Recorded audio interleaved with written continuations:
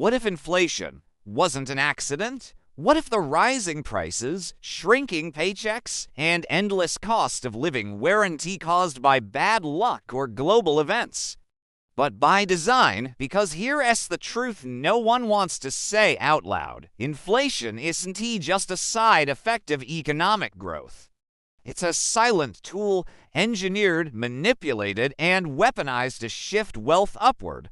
When your money loses value, someone else's assets gain it. And once you trace where that value goes, the illusion of a fair economy completely collapses. The myth of natural inflation, we're taught inflation is simple: too much money chasing too few goods. It just happens when the economy grows. But that's only half the story, the half they want you to believe. The real story begins in the 20th century, when money itself stopped being real.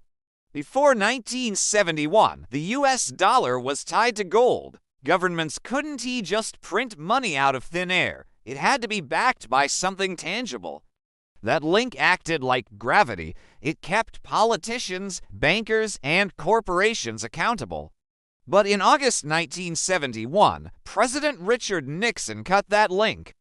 He told the world it was temporary. It wasn't. That single event turned money from a store of value into a tool of control. And inflation, from then on, became the perfect disguise for transferring wealth from the many to the few.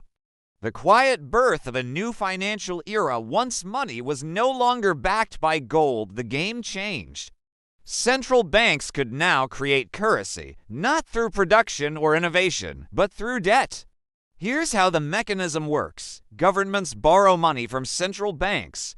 Central banks create it digitally, out of nothing. The new money enters the system, not through your paycheck, but through banks, corporations, and financial markets. This is the critical flaw. New money doesn't go to workers. It goes to the top first. Economists call it the Cantillon effect, named after 18th century economist Richard Cantillon. He discovered that when new money enters an economy, those who get it first, the elites, the bankers, the politically connected, spend it before prices rise. Everyone else gets it later, when goods are already more expensive. In other words, inflation is not equal. It's a time-delayed tax on the poor. The age of controlled devaluation throughout the 1970s and 1980s, governments learned how to use inflation politically. When they needed growth, they printed. When they needed votes, they spent. And when debt became unbearable, they let inflation quietly erode it away. Meanwhile, wages stopped keeping up. In the 1970s, a single income could buy a house, a car, and still save for retirement. Today, two incomes can barely afford rent, and saving feels like a luxury. Why? Because while the value of money was falling, the price of assets was soaring. Stocks, real estate, art, and gold, all things owned by the wealthy, rose faster than inflation itself. So while the middle class watched their paychecks by less each year, the elite saw their portfolios multiply. Inflation became the perfect mechanism. Devalue the currency, expand asset prices, and make debt cheaper for those who can borrow the most. The great money flood of 2008 and 2020, the illusion of control broke twice in modern history. First, in 2008, then again in 2020. In both cases, the system should have collapsed. But instead of resetting, it was inflated back to life. After the 2008 financial crisis, central banks unleashed quantitative easing, creating trillions of dollars to stimulate the economy. But again, that money didn't go to people. It went to banks, hedge funds, and corporations.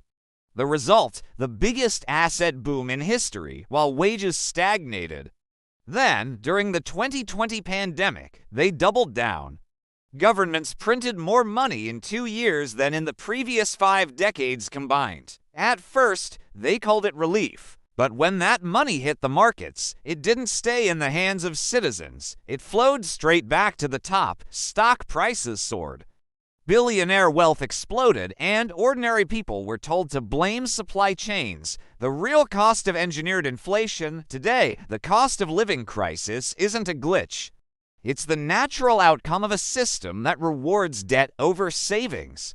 When inflation rises, workers lose purchasing power, savers lose time. Borrowers, especially governments and the rich, gain because inflation destroys cash but rewards debt. If you owe $1 million and inflation hits 10%, you just got 10% richer in real terms. Your debt became cheaper. But if you're holding a paycheck, you just lost 10% of your buying power. That's why the wealthy love inflation. Their debts shrink, their assets inflate, and their control expands. The myth of central bank rescue. Central banks claim they can fight inflation by raising interest rates. But here's the catch: they caused it in the first place. Every cycle repeats. Print money, inflate assets. Create inequality, raise rates, crash markets, print again. It's not a cure. It's a reset button for the same disease. Meanwhile, politicians pretend to be shocked. They blame energy prices, wars, pandemics, anything but the system itself, because admitting the truth would expose the real game. Inflation isn't a side effect. It's the business model. The new inflation economy today, inflation isn't measured the way it used to be. Governments quietly change formulas, exclude essentials, and smooth out volatility. They tell you inflation is for percent, but your grocery bill says otherwise.